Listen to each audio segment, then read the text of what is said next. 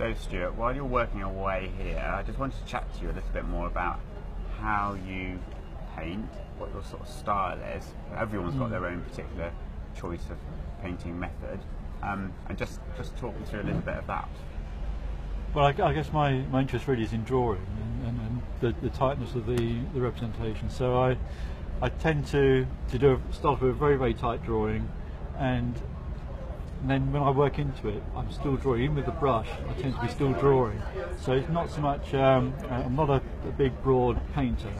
It all goes very, very tight. And the brushes do start off quite big, but when they, by the time I finish, they're very tiny little. You get really down. Do you get one here, which is all I end up with. Oh, you're getting very fine. I'm then, painting, but I am still drawing.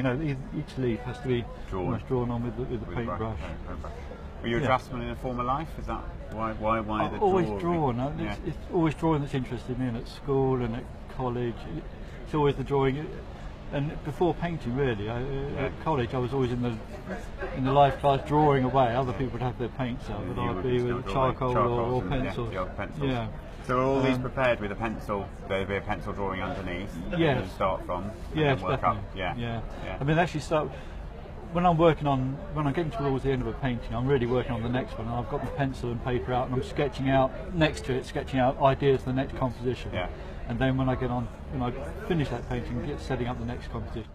And what kind of colours do you always use? So have you got a set range of things? Do you have a green? I see on there. I don't deliberately, but I do have my palette laid out exactly the same every time. Yeah. So you always work left to right, same set of colours. Yeah, and always in the same order. And I might stick in a few extra reds if I've got a red subject. Sometimes. So sometimes like your scissors and strawberries. Things like that. Strawberries. Yeah, I have special reds.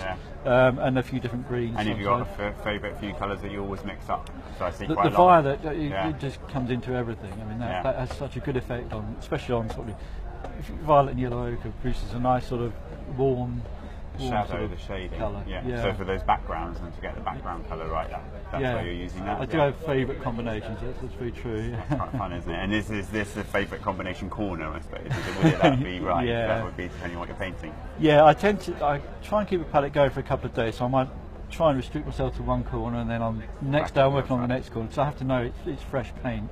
I don't want to start trying to work up. Otherwise, what would happen? You get when it comes up in flakes. You have to be careful. Yeah. So you don't fresh run on paint. a panel. Yeah. No, that's fantastic. Right. Yeah. So talk me through a few of these. Well, yeah. I start off with my yellows. I start off with white, Naples yellow, yellow ochre, lemon yellow, the cadmium yellows, alizarin crimson. Then my browns, burnt sienna, burnt umber. A bit of Van Dyke. Yeah, that's ultramarine. Well, that's it's burnt umber, but similar to a Van Dyke brown. Yeah, same thing. Yeah, has the same effect. I don't use black, but I use a combination of brown and blue. Ultramarine and burnt umber produces a nice brown. Nice brown. Add nice black, and you can sort of warm it or cool it as well for shadows. Depending on how much blue or brown you put in. And I suppose actually you need a few greens because you do use a lot of green with the herbs. For my herb paintings, Then you actually need to have some greens that you're using to then mix up your own details and your own levels of different colour with that. Yeah, I mean I've usually got an extra couple of greens on there, but the subject I'm doing today is not a lot of green. But it's more the yellows and the neutral colours. Fantastic, Stuart. Well, thank you for that. That's fantastic. I'm sure it's a great insight into how you approach painting in detail. Yeah, thank you.